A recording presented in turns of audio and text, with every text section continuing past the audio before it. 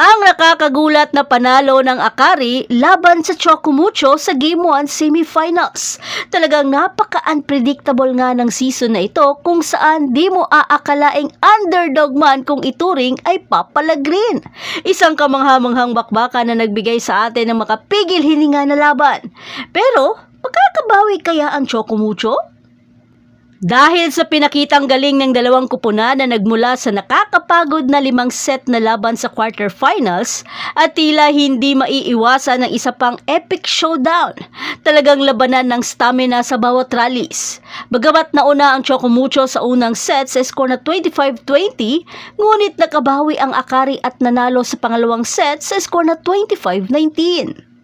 Ang ikatlong set ay naging kapana-panabik dahil binigyan ng Akari ng mga 6 na malulupit na blocks ang Chocumucho dahilan upang magiba ang sistema nito at nagwagi sa score na 25-23. Gayunpaman, hindi sumuko ang Chocumucho at sa puntong ito si Wong na ang ginawang setter ni Coach Dante upang ibahin ang takbo ng laro. Bagamat matibay pa rin ang depensa sa net ng Akari, pero Wong mas ginamit ang kanyang mga middle blocker, bagay na di mapigilan ng Akari at kinuha nila ang ika-4 na set sa score na 25-21. Dahil dito, napilitan silang maglaro at ma-extend sa ika-5 set ang bakbakan. Nasa bingit na ng pagkatalo ang Akari nang nahulog sila sa 8-12 sa ika-5 set dahil sa sunod-sunod na monster block kay Suyod.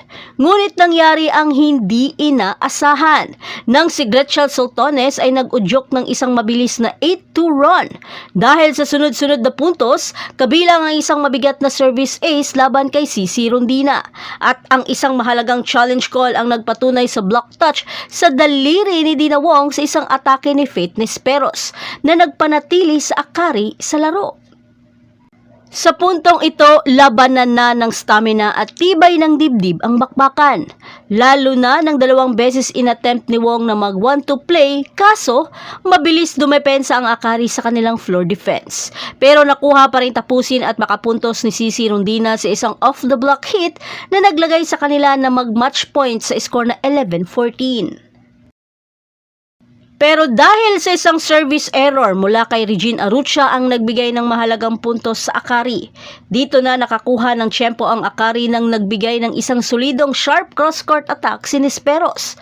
At isa pang malupitang block ni Michelle Cobb kay Rondina ang nagtabla sa score na 14-all.